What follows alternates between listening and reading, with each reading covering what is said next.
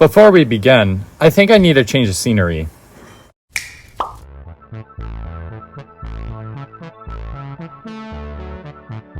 Oops. I think I went a bit too far. Hold on a second. There we go. Much better. Anyway.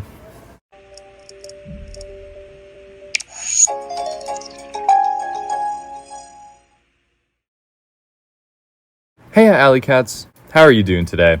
I hope you're doing well. Today, I would like to talk to you about my recent micro-obsession with object shows, specifically Battle for Dream Island. This show is very dear to me and I would like to share it with you guys. I know there's a lot of videos about this already, here are some I recommend, but I would like to share my experience. I've been watching since I believe I was in elementary, when Michael and Carrie were busy doing other things other than making BFDI episodes. I stopped watching it because they weren't making new episodes, but I got back into it last year when it randomly popped into my recommended. Since then, I've been keeping up with the show, and it's basically the only episodic show I've been watching recently. Battle for Dream Island has also introduced me to other object shows, and I will talk about those other shows a bit later, but for now, I would like to talk specifically about BFDI. So, without further ado, let's get into some history. Also, disclaimer, I will be stating some opinions, so please be respectful that I might not have the same opinions as you.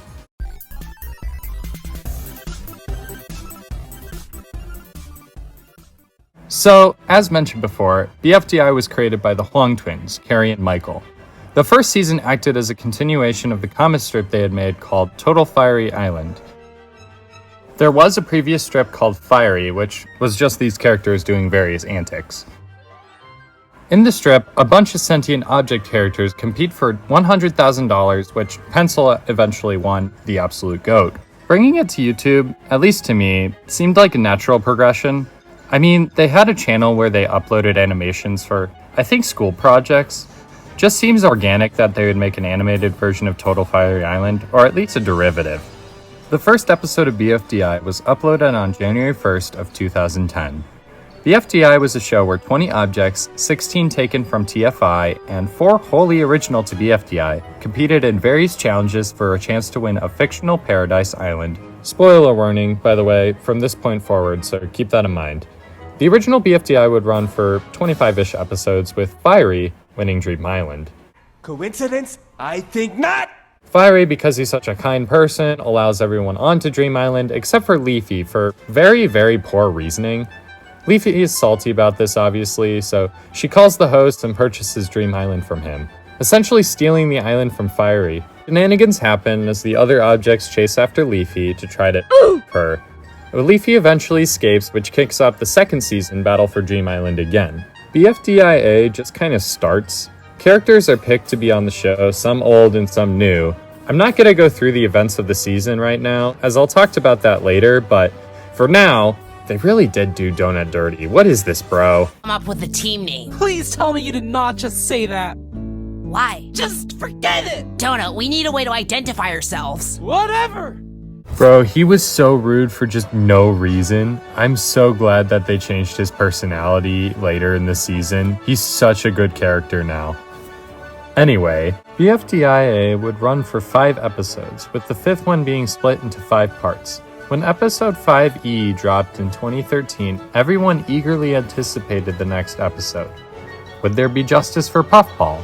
What would they do with the recovery center? Are they staying in Yoyo Land? What's going on with Leafy?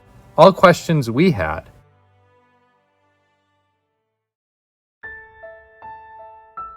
Alas, little did we know BFDI would enter a great hiatus that would last roughly 4-ish years. As alluded to earlier, the twins just got caught up with life stuff. I can attest, being a college student, how hard it is to keep up with YouTube when you have so much already on your plate. It's ultimately a hobby, and carving out the space to grind out a video is very hard, especially at the level of Jacknjellify. So, I must concede the hiatus. Also alluded to earlier, this is when I found the channel and watched all the videos. Very happy I did. It was a better time use than some of the other stuff on YouTube at the time. But alas, we had to bear the hiatus. There would be some small activity from the twins, but no return of BFDI. I would eventually stop watching as the content stream had run dry, and I'd moved on to other things. As we sat in darkness, our hope diminished. A twinkle of light appeared in the distance. A new hope in 2016 revealed itself in the form of BFDI is back.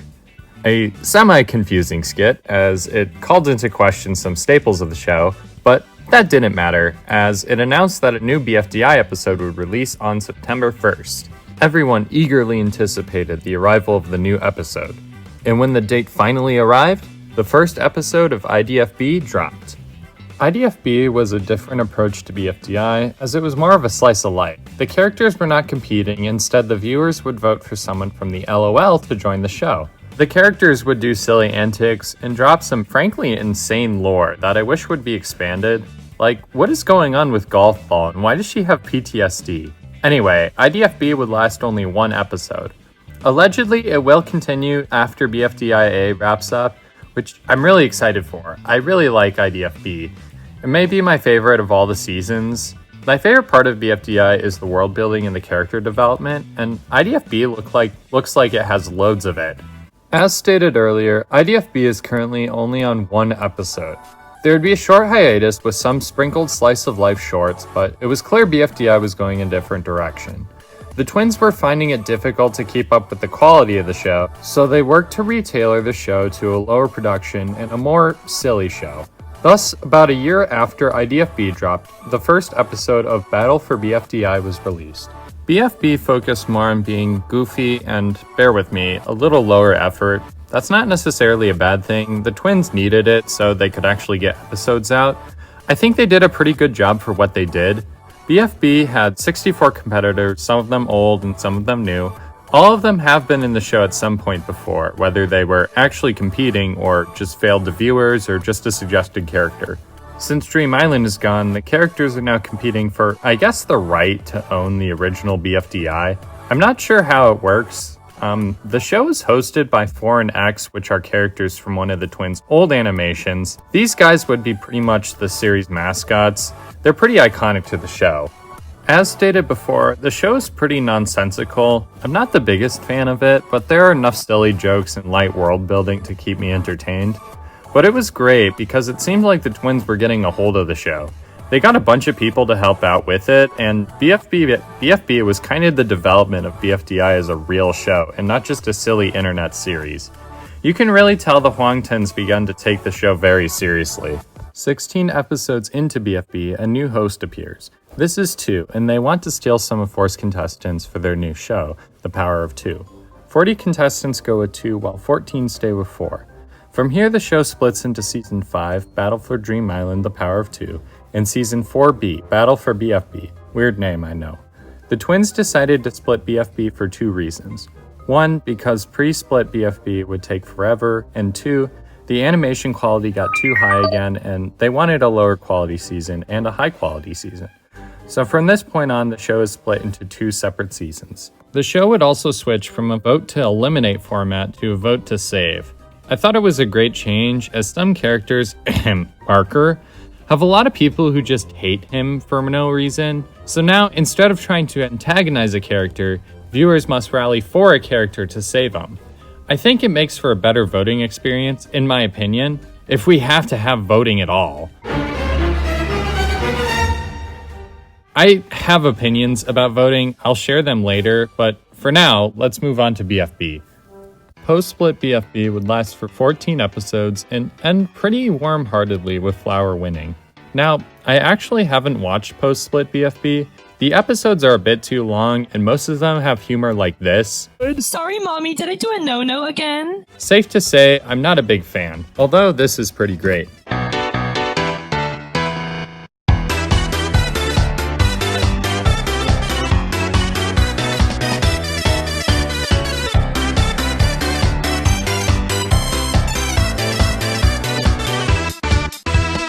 BFB is definitely the type of show that the twins wanted to make, as it's more low stakes and more challenge centric.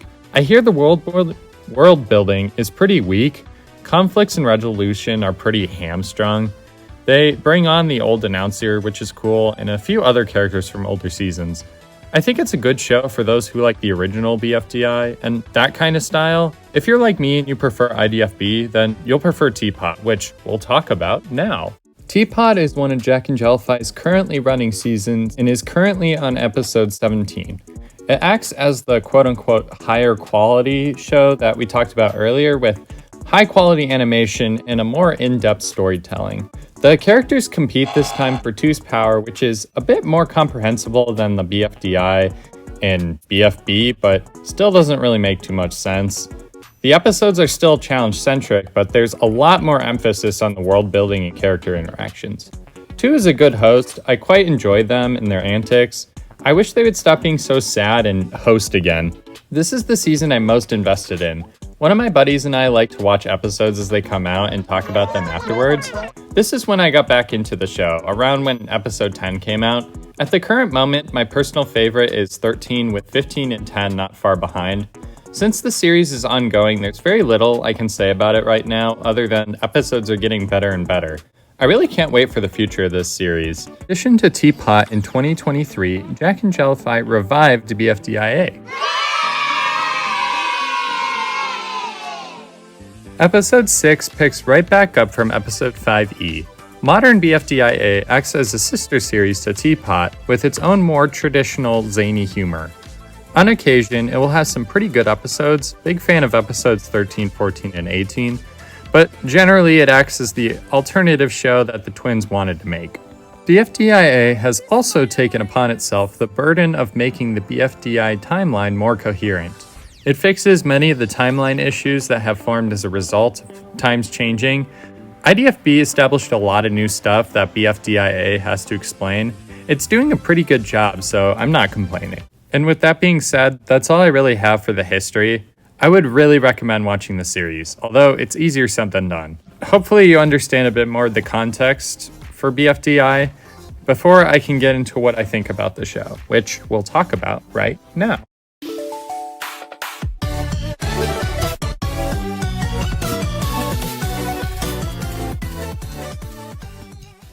I really like this show. I want to share my thoughts. There's actually a lot I really like about BFDI. There's also a lot I'd like to see it improve on, all of which I'd like to discuss here. I don't really have a plan. There's a lot to talk about, so I'll try to go organically. Just start with characters I like and see where I go from there. I think you know what's coming next though. So you probably know this already because of how much I've mentioned him. My favorite character is by far Marker. And no, I don't like him because I find the markers or the marker plush or whatever people like to say. I just really like him. To give you a perspective on how much I like this little guy, I never buy any YouTuber merch, no shirts or anything. I find it slightly cringe. When I do, it's for only two reasons. One, I can separate it from the YouTuber and find appeal outside of YouTube, or two, very rare instances where that isn't the case. The only other true YouTube merch I have is the Stampy plush. That's how high the bar is. Anyway, I have the Marker plush. He has hit that bar. Marker's just a charming and innocent soul that is such a treat to watch. He's always doing his best to put a smile on your face every time you see him. On top of that, he actually helps his team, tries his best to fix what is broken, and has gotten some pretty decent character development. I'm actually quite nervous because he has been slipping in votes recently, and I really don't want him to leave. I hope the twins do more with him so he can get more votes. That actually brings me to a bit of a hot take. I really don't think viewer voting is the way to go. I think it's a bit in the past at this point. I wish the writers can have more freedom to write a story without having to consult the mass for major plot developments, i.e. character eliminations. I thought II changing to contestant elimination really helped grow the world, as the writers don't have to worry about developing character getting kicked out. I guess one could say viewer voting offers an interesting means of creating a story, almost like playing that draw from a scribble game. Who knows? I always kind of had the opinion that mixing democracy and art is a bad idea, so what do I know? To shift to a new character, I would like to talk about Pencil. If we disqualify Marker because he's on a transcendent level, she's probably my favorite. Back when I first watched the series, Pencil was the character I was rooting for, mostly because she was a pencil. I've since refined my taste and root for her now for other reasons. She's a very entertaining character. I'm always a sucker for a purely chaotic character that is incredibly selfish, but also has a clear soft side that they're trying to hide. Unlike a lot of other characters though, she actually has merit behind her actions. It's very easy to string together how all of her experiences influence her. She's kind of the most real contestant. I think she is the most deserving of winning Teapot overall, and I kind of hope she wins. But with Pencil comes two criticisms, one about the writers and another about the community. First, one of the reasons I really did not enjoy BFB is because they completely derailed characters for no reason. Hopefully it'll be explained in IDFB, but Pencil was one of these characters and it irritated me. I don't like it when a writer doesn't like a specific character, so they sabotage said character. I get it, but it's petty, so stop it please. Another criticism I have is with the community as a whole. Following one of Teapot's best scenes, Pencil's unhinged confrontation of Golf Ball, people begun to overuse the term crash out to describe literally any scene of a character getting angry. Please don't do that. It nullifies the impact of the scene. This also goes for terms like arc or ship. Overuse of terms is a common problem in many fandoms. Let's try our best to avoid it. Now let's talk about Book, because I guess I have an affinity for school supplies.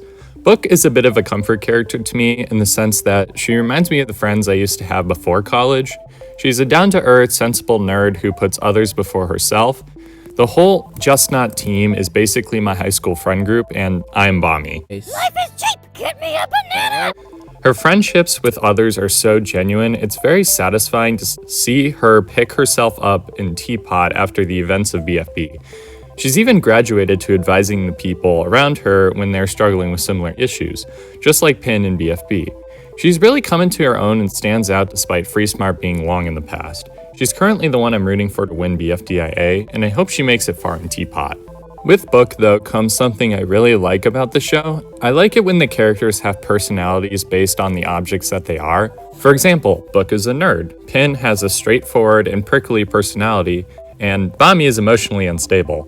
They then build on this base and expand on the character, making them real, but they always have a hint of their original object base. I think that's a better use of that draw from a scribble concept I mentioned earlier. I think it's genius, and I'm happy that other object shows have caught on to this trend.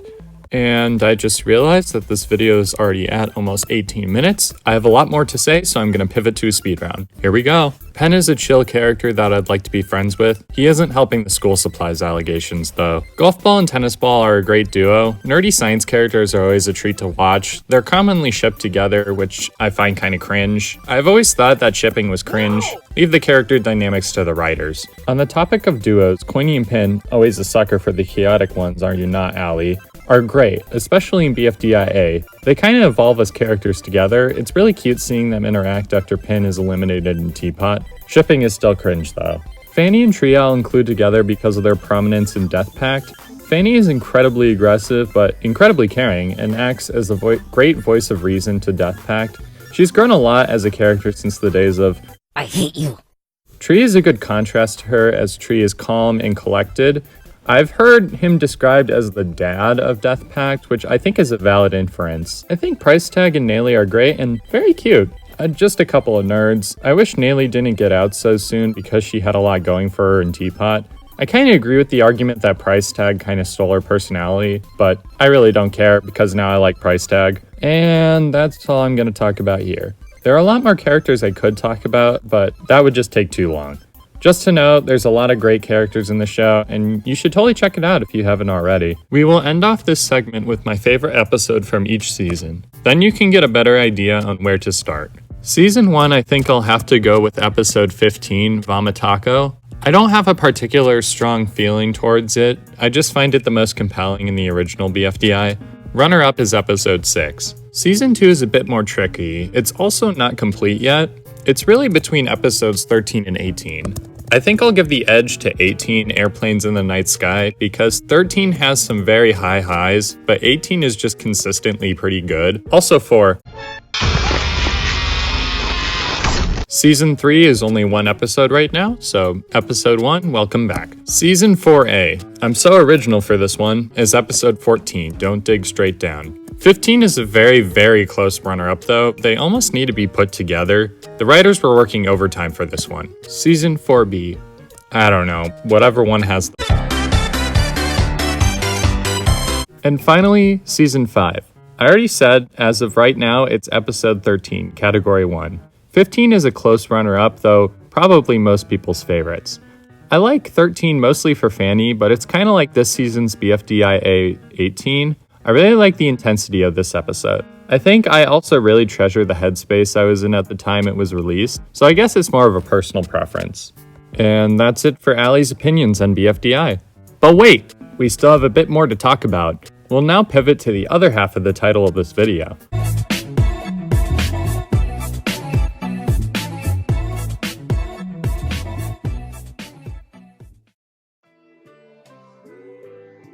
BFDI did not just set a standard, it pioneered a whole genre. Many other people followed in Jacknjellify's place and created object shows. I'll be sharing some of my favorites and also give some commentary.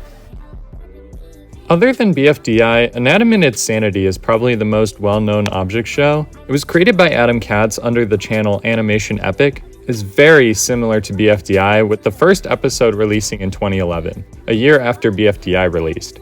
The series is a bit of an Oreo cookie, as seasons 1 and 3 are kind of a wash, but the middle is oh so tasty. While not my favorite series, II is very iconic, and it's one of the gold standards for an object show. One of my absolute favorites is a show called It's Time For by Derpidon. Phenomenal series that is a bit masked by its zany humor. Underneath the humor, however, is a compelling mystery that I'm a bit hooked on.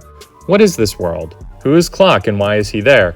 Why are all these objects weird parallel universe things? I'm intrigued. I would highly recommend checking it out, although it can be a bit abrasive sometimes. Animatic Battle by Gag of Green is a great show, and it's also criminally short. As of this recording, it's only 3 episodes. It's a bit similar to ITFT, but with less of the mystery. Animatic is a significantly more chaotic character than any host I've ever seen, which compels me to watch despite the humor not being my thing. The series that prompted it, Object Fool, has horseshoed its humor so hard that I actually like it, and has inspired Eevee Olympics, which is a notable achievement in and of itself. The Nightly Manor by Animations I like because it's a murder mystery. The characters are compelling with a backstory and motivation. It's a great breath of fresh air for this genre. And finally, I saved the best for last. My favorite show in this genre is by far One by Cheesy HFJ. It's a parody of this genre where the objects are real people that get kidnapped and forced to compete. I'll not spoil anything about this show, it is a required watch. If you had only one show to watch in this genre, it would be this one. And with that being said, we reached the conclusion of this video. It seems like the community is going faster and faster every day. With the barrier for entry being pretty low, just a good cast, some animation experience, and a banger intro for some reason, new shows are constantly popping up. It's inspiring to see the legacy that BFDI has left on me and so many people. I hope I did BFDI's legacy a little bit of justice and informed you a bit about it. I hope I also inspired you to check out the series, and maybe some other shows in the genre. I wish you all a wonderful rest of your day, thank you for watching, and later Gators!